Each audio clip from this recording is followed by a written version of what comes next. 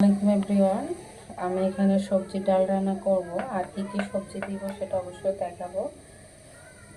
ফার্স্টে এখানে আমি একটু হলুদ দিয়ে দিলাম, স্বাদ মতো লবণ দিয়ে দিলাম, চালের গুঁড়াটা দিয়ে দিলাম, দিয়ে দিব এখানে আমি পেঁয়াজ কুচি, তাছাড়া দিয়ে দিব এখানে আমি ডাল।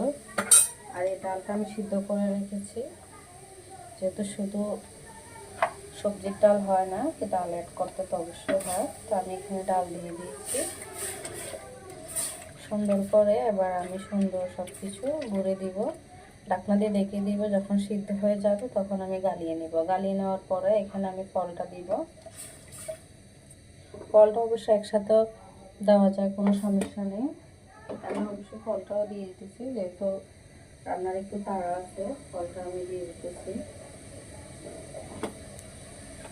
ফল এখানে দিয়ে দিলাম, দিয়ে আমি এখন ঢাকনা দিয়ে রেখে দেব। সিদ্ধ হওয়ার অপেক্ষায় থাকবো। সিদ্ধ হলে এই সবজির ডালটা আমি রান্না করে নেব। আর তাছাড়া এখানে সিদ্ধ করা আলুগুলো দিয়ে দিলাম, আর কাঁচা আলু দিয়েছি।